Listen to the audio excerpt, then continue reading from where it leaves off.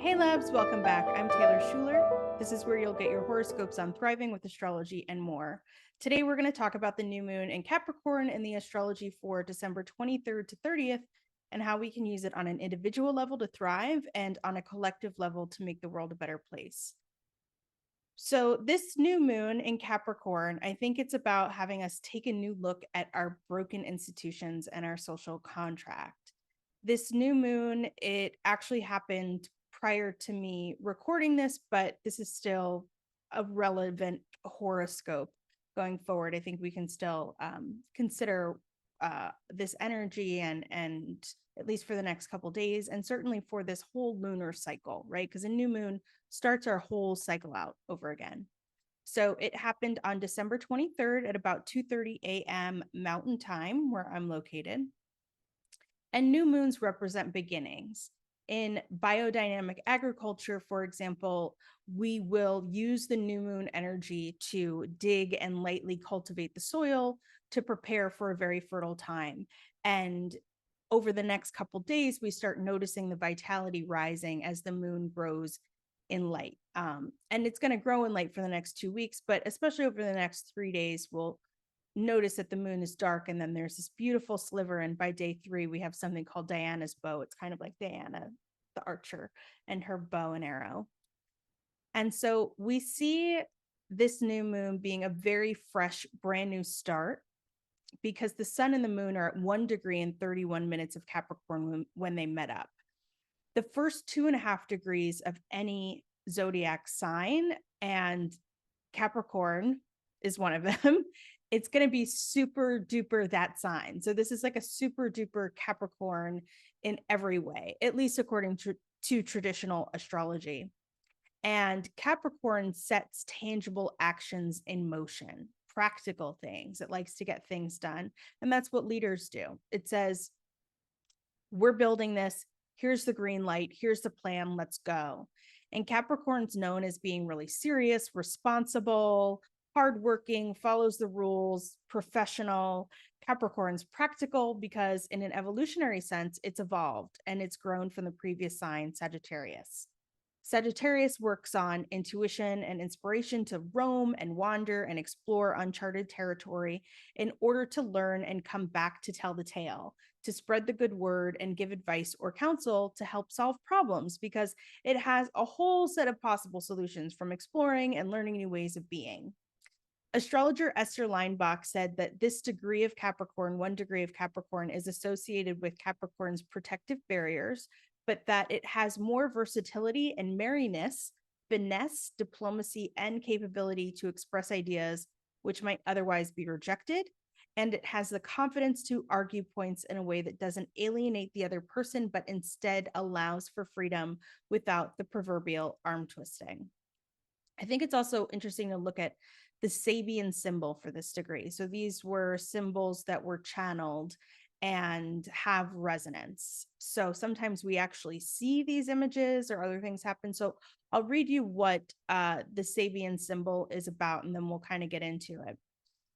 So the Sabian symbol for 1 degree of Capricorn is 3 stained glass windows in a Gothic church, 1 damaged by war. And as an aside, I'll just say immediately I think of the broken windows theory when I hear this.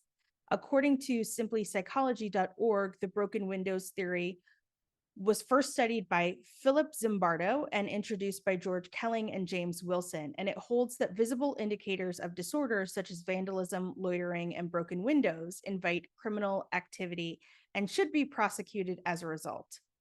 This form of policing has been tested in several real-world settings. It was heavily enforced in the mid-1990s under New York City Mayor Rudy Giuliani, and Albuquerque, New Mexico, Lowell, Massachusetts, and the Netherlands later experimented with this theory.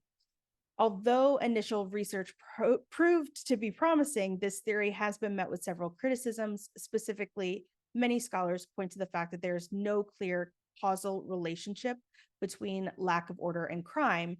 Rather, crime going down when order goes up is merely a coincidental correlation. Additionally, this theory has opened the doors for racial and class bias, especially in the form of stop and frisk. So that is from simplypsychology.org.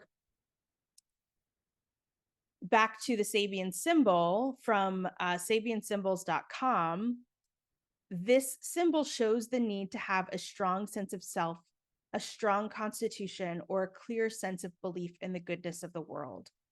This pictures the need to stay strong under the barrage of bombardment. One of the three corners of unity, in this case, the one of love, is damaged and separated by the aggressive nature of mankind. With the shattering or the damage of the window, there's often a loss of faith, hope, and trust. Acceptance of love can lead to a healing on many levels. As Leonard Cohen says, there is a crack in everything. That's where the light gets in. Careless aggression where love should be.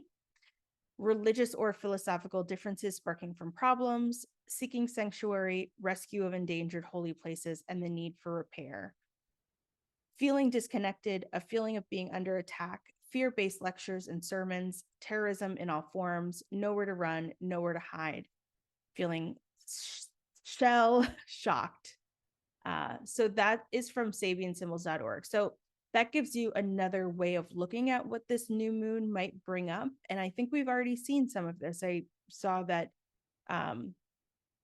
Zelensky was asking, Congress asked Biden for weapons and Biden said yes. And now Russia's responding. So there is a literal, perhaps foreshadowing of the fact that I'm sure there are many churches that have been damaged by war and have more than, just one window broken. But we see this already out there in the zeitgeist, in the real world, already happening. Not saying more of this will happen, although it's a new moon and things start to grow. But I think we can look at this in more ways than just what's already out there and what's obvious in that sense, but just giving an example. So some other things that might come up with this new moon are themes of money, responsibility, family, tradition.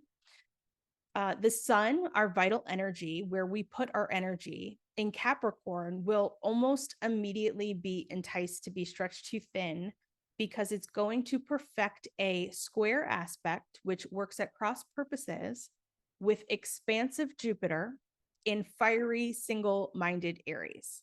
So the new moon is just barely moving on from its slightly awkward meetup with Jupiter that was at 0 degrees and 15 minutes of Aries.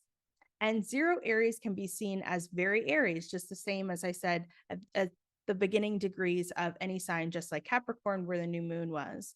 And that's really a more ancient astrology. And this degree is intuitive, inspired, fiery. It catalyzes, it energizes, initiates. It moves quickly. It starts things, but doesn't necessarily finish them. And it starts before it's ready to actually do stuff. So it's like, hey, let me try it out and I'll learn. Astrologer Esther Leinbach said that the first degree of Aries still has a bit of Pisces flavor to it, which manifests in quote unquote self-righteous indignation with honor and justice. So self-righteous, I know I am certain, and there is a moral superiority here. And I don't think that this moral superiority in this sense of this new moon, if that energy is there, is unfounded. So in this context, I think, this phrase, self-righteous indignation, it might suggest an anger or an annoyance at what is perceived to be unfair. But instead, I think it might be an innocence to, why is it like this? In my head, in an ideal world, it's different. And ideal doesn't need to be unattainable. It's wholly attainable. Therefore, the annoyance is more like, duh, let's just make it right. And if you can't see it, I don't know how to help you. I think Prince Harry said that in the documentary with him and the Duchess Meghan. And that phrase is kind of stuck in my head and comes up for me when I think about that phrase, self-righteous indignation. So the Sabian symbol for this degree of the zodiac, where Jupiter is, that's looking at this new moon, the sun and the moon together. The Sabian symbol for it is a woman has risen out of the ocean.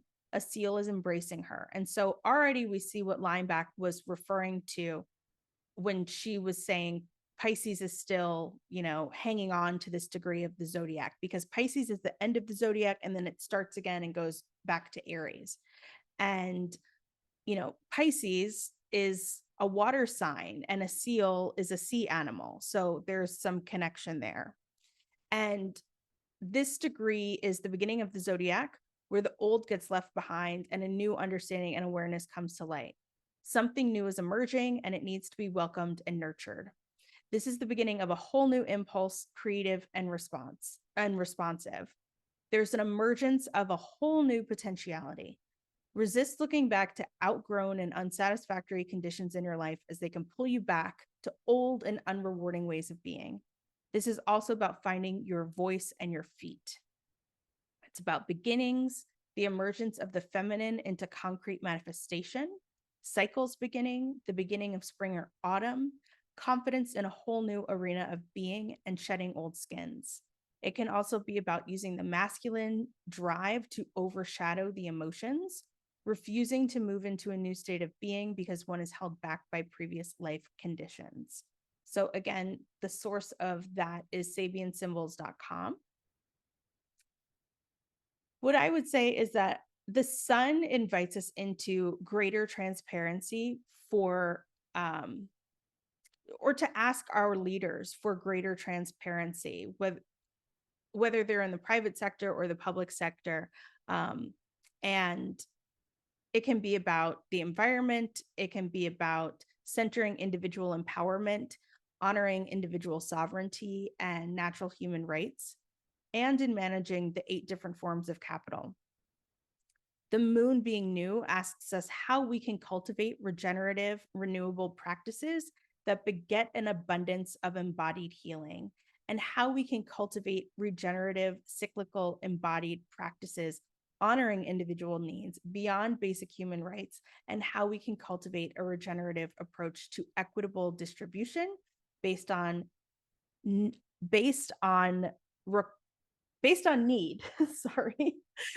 need required to flourish and thrive. So what can we do with all of this energy, everything that I was just talking about? So we can look to what's unsightly and unseemly and broken, those broken windows. And instead of adhering to the broken windows theory, which we know doesn't work, increasing policing where things do not conform, reallocate funds to increase funding to fix the windows, right? What literally or figuratively, put people in those houses with broken windows. There are homeless, unhoused people out there who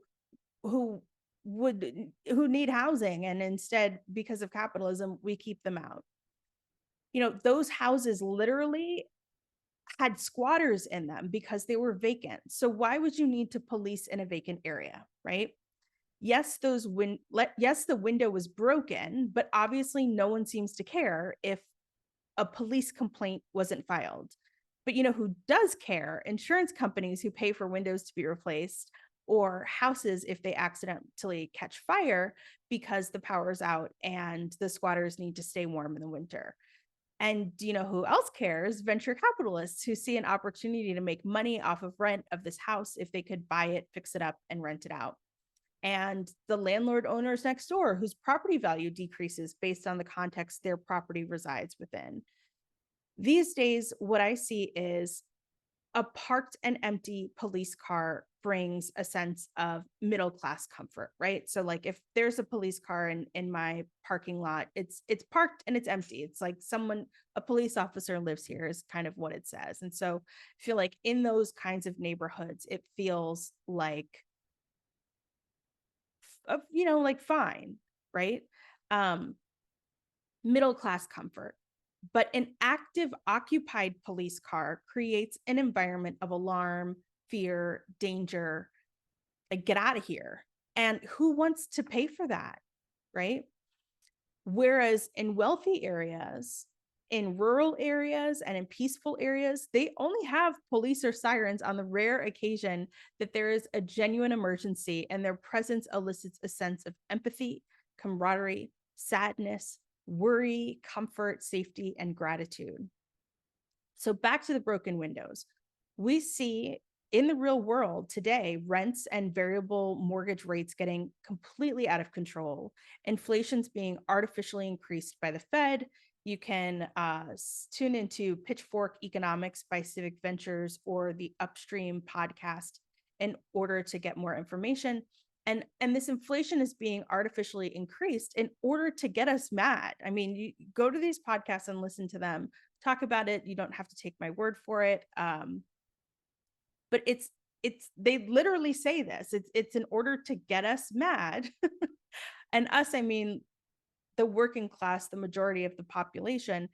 And once we get mad, the thought is like we would demand change. You know, there'd be a strike, there'd be a walkout, there'd be some pushback by the people because, you know, if we're truly democratic, you would think, well, you know, we're democratic, the majority will have a say.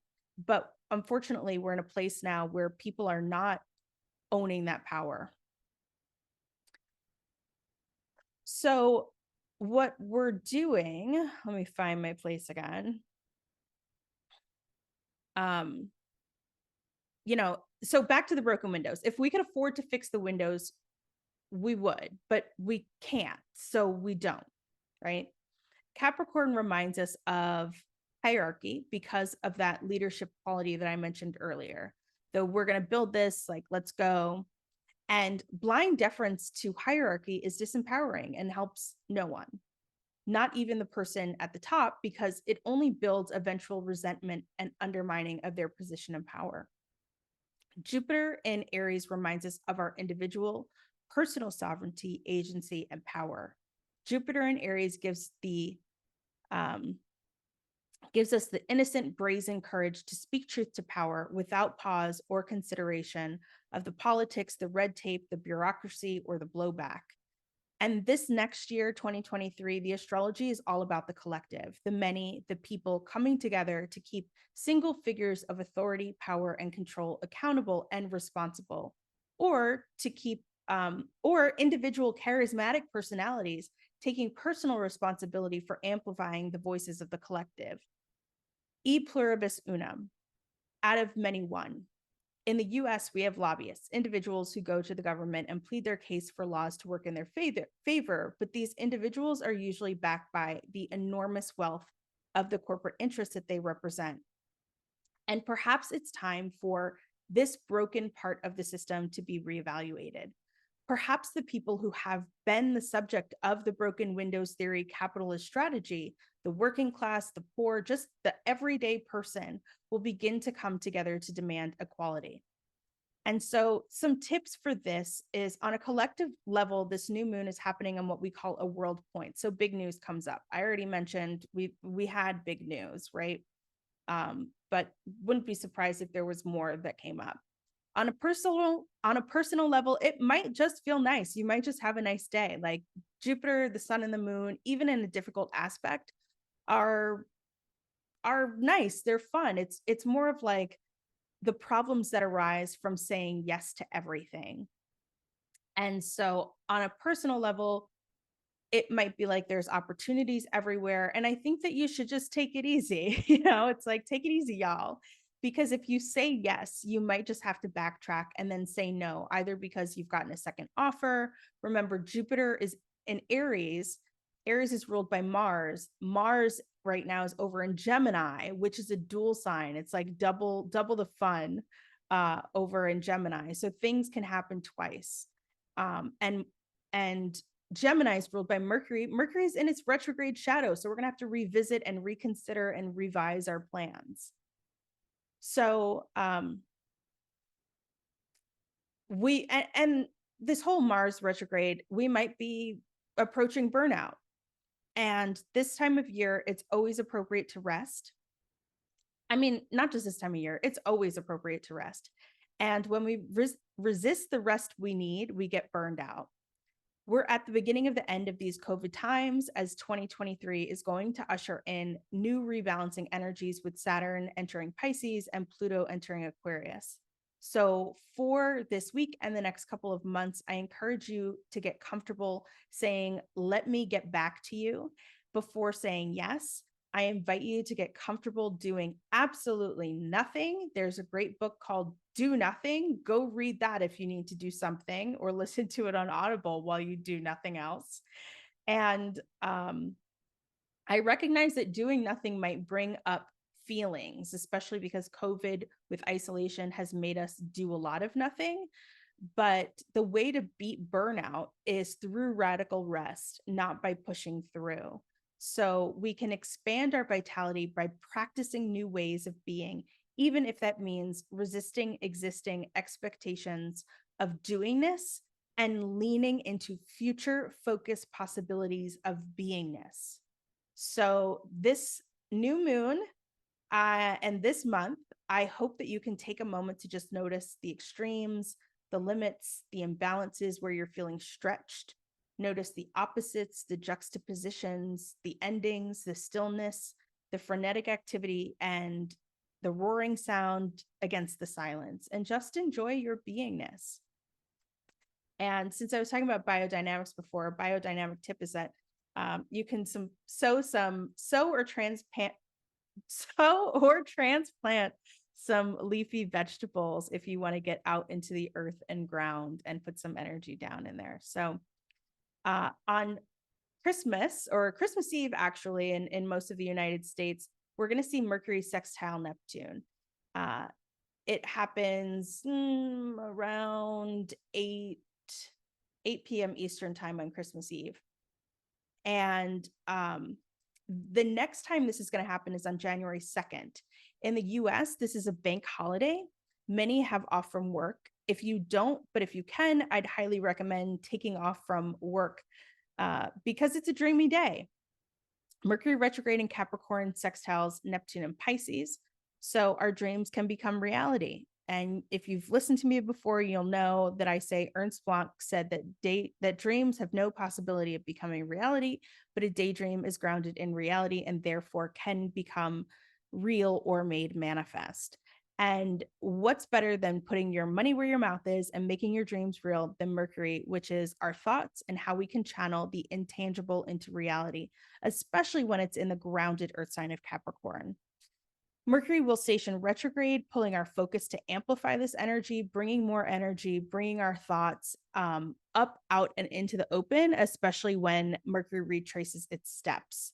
In Capricorn, we want to be very practical and methodical. So this is all about your vision board, getting your calendar out, making, as Brene Brown calls it, a shitty first draft, an SFD. And if you don't have the energy for all this, phone a friend, say it out loud, turn on your voice memo, and put a reminder in your phone to listen to it again on January 2nd and then on January 7th when the Sun and Mercury are going to meet up in this special aspect we call Cazimi. On the 26th, the moon is going to meet up with Saturn in Aquarius at 10:18 a.m. Mountain Time. This is going to ask us to slow down and think about what we need to take responsibility for and remind us that I just lost my place. It's going to remind us of the emotional or healing work that we need to do. Collectively, it can be a kind of sobering time of emotional detachment, or an opportunity to think about what we want and what we want the future to look like in terms of how our social systems support our emotional and physical health, and how we can create systems of care in radically new ways. On very, very early in the morning, overnight on December 28th, Venus will sextile Neptune. So it's Venus in Capricorn, sextile to Neptune in Pisces. And this makes for a dreamy, nice, chill day. And what I'd say about this is stay present, don't check out. Venus encourages creative or co-creative approaches that center love, forgiveness, and a high quality of life. And Neptune can help us hold the space for endless possibilities in communing with the spirit of the earth, communing with one another on a spiritual level. And on a collective level, we can think about, what does utopia look like? We can dream about it with this energy, and later we can separate our dream from daydreams and think about how to make the daydreams a reality. Same thing overnight on December 29th, we're going to see Mercury station retrograde in Capricorn. Mercury in earth signs like Capricorn loves a plan. It likes the information and wants to know what to do with it and then go do something. It's a time for you to get your receipts, your bank statements, etc., and start gathering things and thinking about how you want to restructure things in the Capricorn part of your chart or your finances. You will not want to actually file your taxes in early January. And most of us won't be able to, since there's an IRS ruling coming out potentially about certain companies needing to issue 1099s for large payments that were received. So you can start revisiting, looking back on last year and start planning for the long term and what you want to get serious about. Collectively, Mercury retrograde in Capricorn encourages us to revisit, revise, reconsider, and restructure themes of education and communication connected globally, but tailored for local and regional realities, to mobilize environmental efforts. It's about culturally relative education on and spaces for healing, nonviolent communication, and mutual aid, and on communication about and education on economic models and channels available to distribute and regenerate abundant resources. Specifically, this Mercury retrograde can be about revisiting the collective conversation on rules, laws, and who takes responsibility for the education of people and employees. Which institutions are responsible? Where is the structure for that? It can also be about revisiting topics like the minimum wage and the laws that govern the economy. Early on December 29th, Mercury is going to meet up with Venus in Capricorn. So Mercury is about to station retrograde. Mercury did station retrograde, and then it meets up with Venus. And we can reconsider whether our heart and head are aligned or if we're confused. We dreamt about what's ideal with Venus sextile Neptune, and we are doing a retrospective now with Mercury retrograde to see if we're still in alignment with our values. We're going to look back over the whole last year with this energy because Mercury stationed retrograde about the same time last year as well. So it might feel a little bit like a deja vu. But it can be a very nice time to revisit an old friend and talk with them, that person that you've been meaning to catch up with, not an ex, not that negative person, someone nice. And it's a nice time to be nostalgic with loved ones and feel gratitude for the life that you've created together. You might want to go for a hike, have a mountain view, or just stay at home. And we'll end with one last aspect that will be very late in the evening on December 29th, or if you're in Europe, it'll be December 30th. And that's the first quarter moon in Aries. So it's not an aspect, it's just a phase of the moon. And the first quarter moon goes exact at 8 degrees and 18 minutes of Aries. And so this will make us think about 9 months ago when we had the new moon in Aries. And that would have been in around March 20th. Actually, I don't know if it was the 20th, but it would have been like late March or early April. The moon in Aries is going to get us energized and riled up. And this is when things really start to get going. And there's phone calls like, hey, can you come help me? Like, I have this thing, like, I need your help. And if we do get a lot of these calls, we may run around and get tired, or we might feel kind of bummed and not want to go to the New Year's party, feel kind of like not in the mood. So you might want to plan to lay low and just have a chill, kind of quiet New Year's. And I say this because the moon, when it's in Aries, is going to meet up with the wounded healer Chiron. And it's also going to meet up with Eris, who's basically the shit starter. But what we can see on a global level when the moon hits Chiron is sort of someone very charismatic taking the stage and being shown. So look out for that. See who's in the news that day, the 29th and the 30th. I would say gather your energy because next week is a big one with a lot going on and a big full moon in Cancer. So this was a general horoscope for the week ahead. I offer private astrology readings and my books are currently open but filling up fast. So if you're interested in learning more about your chart, you can book a free reading, or not free, it's not free. I don't know why I said that. You can book a reading with me at taylorschuler.com/offerings. You can get your 2023 horoscopes at taylorschuler.com/shop. Learn how to turn your daydreams into reality by joining my talk online with Nadia Shah and Synchronicity University on January 7th, 2023 at 2 p.m. Eastern Time. If you can't join live, you will have access to the recording.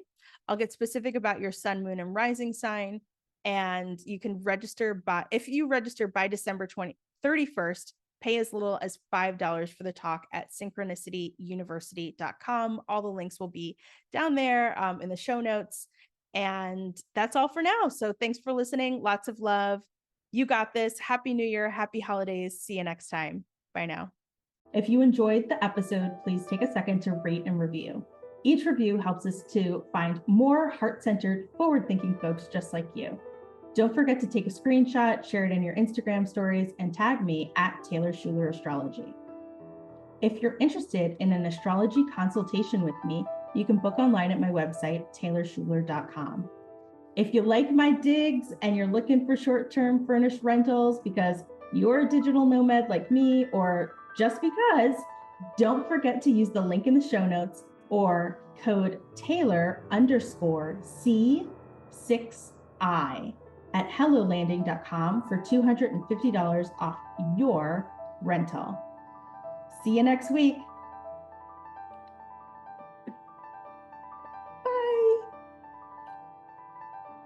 Bye.